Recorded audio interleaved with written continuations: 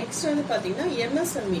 இதில் வந்து இதோட ரெஜிஸ்ட்ரேஷன் வந்து பார்த்தீங்கன்னா இப்போ நீங்கள் லீகலாக உங்களோட பிஸ்னஸ்க்கு வந்து நீங்கள் ஒரு கம்பெனி நேம் வைக்கணும், நீங்கள் எந்த ஃபுட் ப்ராடக்ட் பண்ணுறீங்களோ அதுக்கேற்ற மாதிரி நீங்கள் ரெஜிஸ்ட்ரேஷன் மாதிரி நீங்கள் பண்ணிங்கன்னா இதில் வந்து MSMEல நமக்கு வந்து ஒரு சர்டிஃபிகேட் வந்து கிடைக்கும்.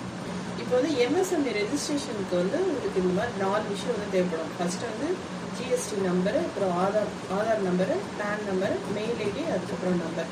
ஸோ அவங்களே வந்து உங்களுக்கு கொடுத்துருப்பாங்க அதை எப்படி பண்ணணும்னு சொல்லிட்டு நீங்கள் அதை பார்த்து வந்து பண்ணிக்கலாம். மெயினாக வந்து உங்களுக்கு வந்து லோன்லாம் இப்போ உங்களுக்கு பிஸ்னஸ் பண்ண தேவைப்படுதுன்னா அதுக்கு வந்து உங்களுக்கு தேவைப்படும் இது. அதுக்கப்புறம் வந்து பெண்களுக்கு வந்து கொஞ்சம் மானியம் வந்து தேவைப்படும். மானியம் வந்து அவங்களே கொடுப்பாங்க, நீங்களே வந்து பிஸ்னஸ் பண்ணுங்கன்னு சொல்லிட்டு அதுக்கு தேவைப்படும்.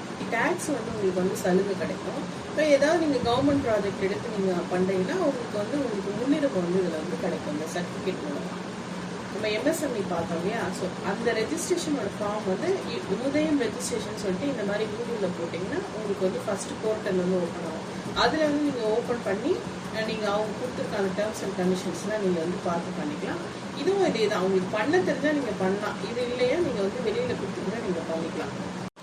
இப்போ வந்து நீங்கள் ஃபார்ம் வந்து ஃபில் பண்ண உடனே உங்களுக்கு வந்து இந்த மாதிரி தான் வந்து அவுட்புட் வந்து இந்த சர்டிஃபிகேட் வந்து உங்களுக்கு இருக்கும்.